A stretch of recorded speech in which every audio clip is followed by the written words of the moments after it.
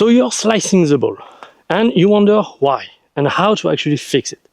But here's what is very important to understand. Slice doesn't happen for the same reason with iron or driver.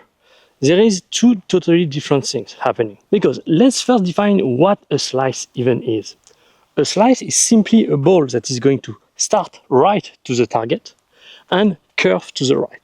So two things happen here. First, we know that the starting direction is mainly impacted by the club face at impact. So the fact that the ball is starting right means that your club face is open at impact. But why is it turning right? Because what we know about ball flight says that the club path compared to the club face at impact is what is going to actually curve the ball.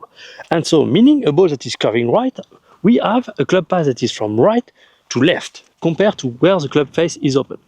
But here's the deal, as I told you, with driver and iron, this happened for two different reasons. First, with iron here. The reason why it might happen is mainly because you might be coming too much from the inside. And then, because you're coming too much from the inside, you keep your club face open and then you push it to the right. The reason being is with iron, we get our ball roughly at the center of our feet or even slightly behind. So we don't really have an issue of coming across like this. That we will have with the driver. With the iron, the main issue that we may have is either having the hand forward with the club face open, which is going to push the ball and even slice it if it's really open. And this can happen because a lot of time when you're flipping your hand here, this is a common issue that a lot of amateurs have, flipping their hand, not keeping the lag long enough.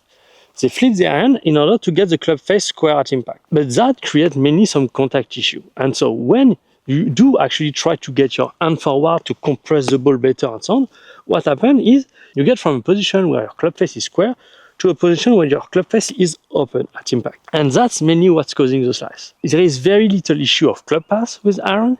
It's more or less an issue of contact. And because if you raise the hand too early in order for you to flip the hand and get the club face square, you are going to shank it or have very bad contact consistency. And every time you try to have good contact consistency by keeping your hand forward and creating that forward shuffling, you actually create an open club face at impact. So fixing the slice with an iron is mainly about understanding how to close that club face through impact, how to get into a nice position where you can actually drive the hand forward without keeping that club face open.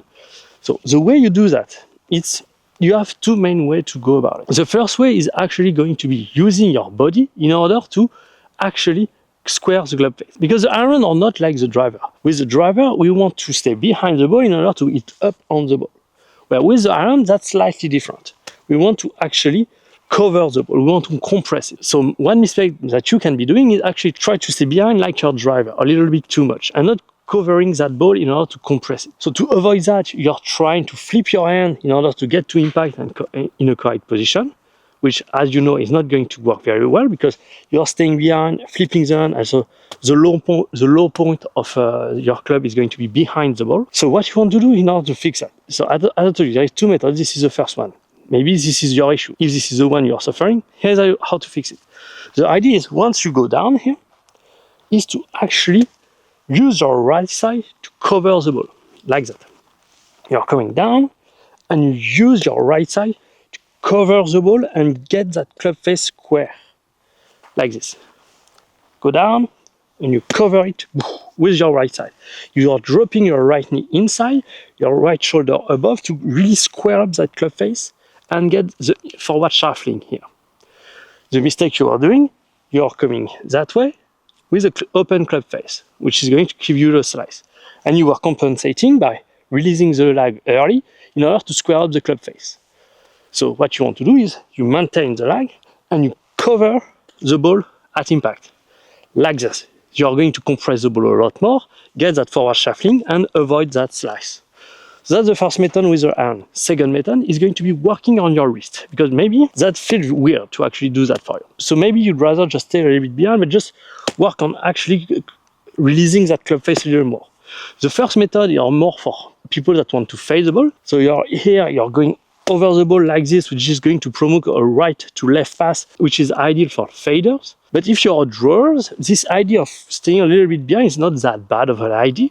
It's just that you need to work on your wrist, on how they work in order for you to square up that club face while keeping the hand forward. The way you do that is by working on both hands independently. The first is going to be the left hand. You want to work your left wrist by bowing it, like this. And this is going to square up the club face. Then you have your right hand, which is going to work like this, which is going to do that. And then when you do both at the same time, tack, this is what happens. And so, if you do exactly the same swing, you arrive here and forward, and usually you have your club face that is open. Now at the same time, you're working your wrist the way I explained to you, and boom, you're getting into a square position. So this one is more for the drawers that like to stay behind the ball, coming from the inside and releasing the club face. That can work as well. So you need to find the ones that work for you. Let's do the first method where I'm covering the ball and getting steep into the ball.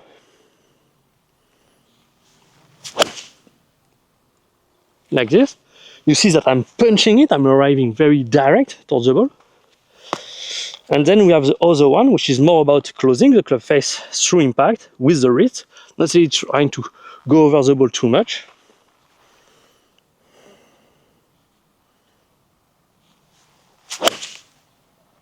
Okay, so that was the iron. Now, what about the driver? Because driver is a very different beast. And the driver and the woods, mainly when you are doing a slice with either your woods or your driver, is going to be pretty much the same reason. What you need to understand is the drive naturally want to slice. That's just because of the inherent dynamic of the setup and the fact that the club is very long. Let me explain. First, you have your ball.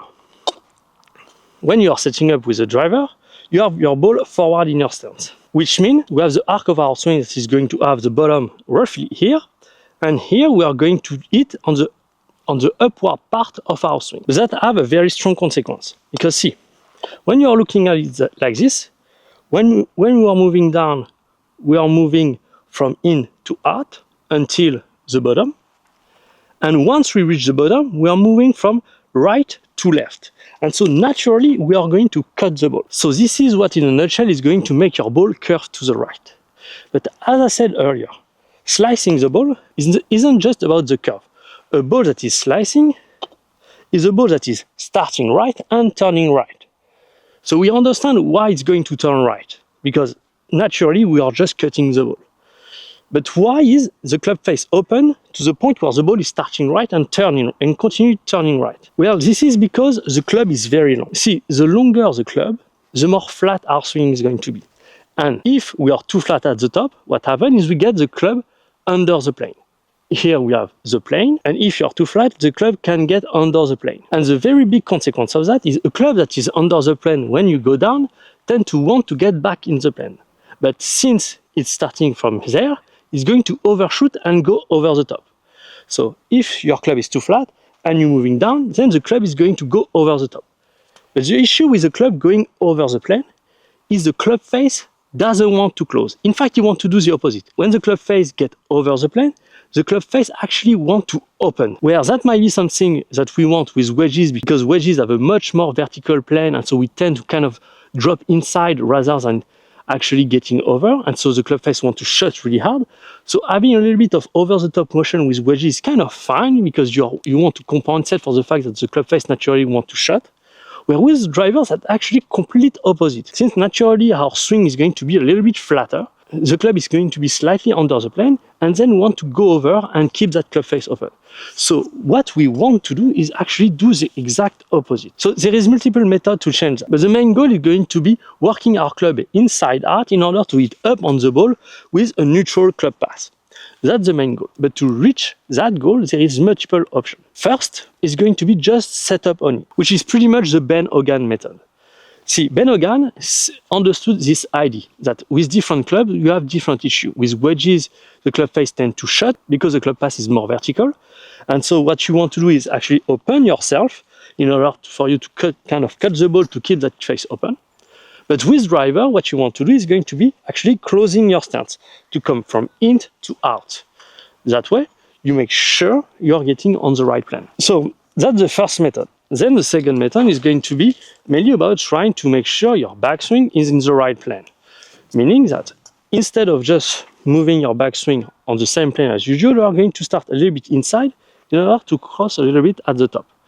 What it's going to do is by crossing at the top, you are going to allow the club face to drop inside. The chase, what's really important when you do that is actually working on closing that club face, because if you are across the line and just dropping inside, you are going to have the same issues as with the iron. The club face is going to arrive open and you are going to push it and slice it to the right.